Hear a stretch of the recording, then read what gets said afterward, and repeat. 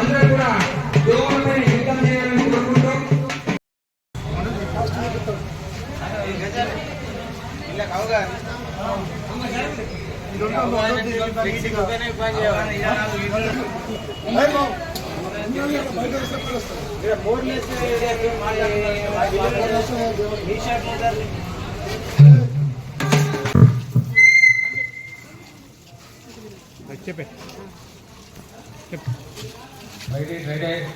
లో భాగంగా ఈ రోజున స్పెషల్ ఆఫీసర్ వెంకటేశ్వర గారు వాళ్ళ ఆధ్వర్యంలో మరి మున్సిపల్కి సంబంధించిన వెంకమ్మ గారు అదేవిధంగా భాగ్యలక్ష్మి గారు ఇక్కడ బిఎల్ఓస్ ఆర్పీస్ అందులో భాగంగా ఈరోజు వార్డులో సీజనల్ డిజీజ్ వ్యాపించకుండా తగు జాగ్రత్తల మీద అవగాహన కల్పిస్తూ ఈ రోజున మరి రిటైర్డ్ ఎంప్లాయ్ జగదీష్ గారు కూడా ఉన్నారు. వార్డు సభ్యులు పాల్గొని మరి నిల్వ ఉన్న నీరుని తొలగించి మరి సీజనల్ డిసీజ్ రాకుండా అవగాహన కల్పిస్తూ ఈరోజు వార్డులో ఇంటింటికి తిరగడం జరిగింది. మరి వారికి అవగాహన కల్పిస్తూ మరి ఇక్కడ గతంలో డెంగ్యూ కేసెస్ రికార్డ్ అయ్యేది, కానీ ఇక్కడ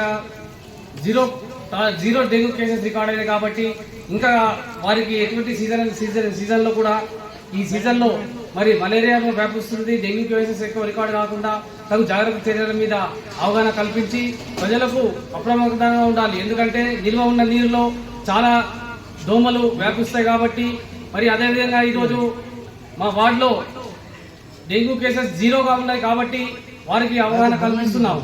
అదేవిధంగా వార్డు ప్రజలకు ఒకటే విజ్ఞప్తి చేస్తున్నాం, ఇక్కడ గార్బేజ్ కలెక్షన్ కు 976 ఇంటికి ఇక్కడ గార్బేజ్ కలెక్షన్స్ కు ఇక్కడ ఇంటింటికి వెళ్లి గార్బేజ్ కలెక్షన్ చేయడం జరుగుతుంది.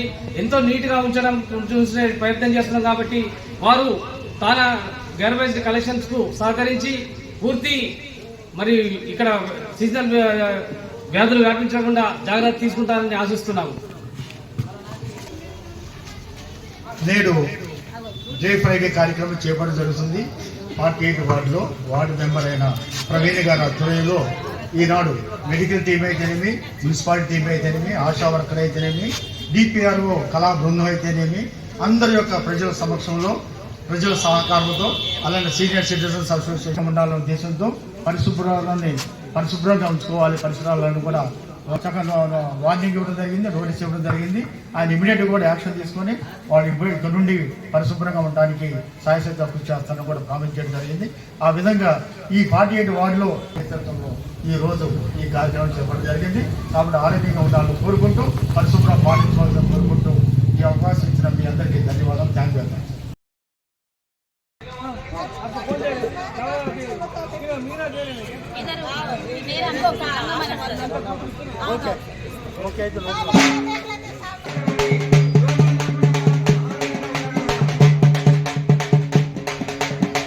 ర్యాలీ తీసాము.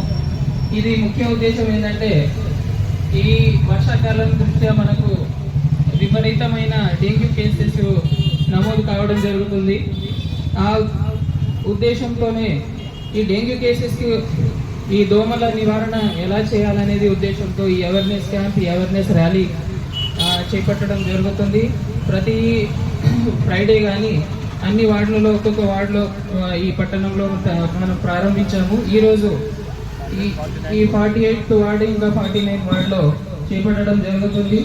ప్రజలకు ముఖ్య సందేశం ఏంటంటే ఈ ర్యాలీ ద్వారా దోమల నివారణ అనేది చాలా ముఖ్యం. డెంగ్యూ అనే దోమ, డెంగ్యూ వ్యాధికి సంబంధించిన దోమ మురికి నీళ్ళలో పుట్టకుండా మనకు మంచి నీళ్ళలోనే పుడుతుంది.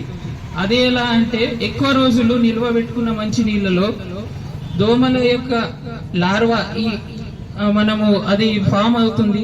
ఎక్కువ రోజులు 7 days కంటే ఎక్కువ రోజులు ఆ మంచి నీళ్లు మనము నిల్వ పెట్టి దానికి క్లీన్ చేయకుండా అట్లా ఉంచితే ఈ లార్వా ఫామ్ అవుతుంది. ఈ లార్వాతోనే ఏదైతే దోమ పుట్టుకొస్తుందో అదే డెంగ్యూ వ్యాధికి కారణం.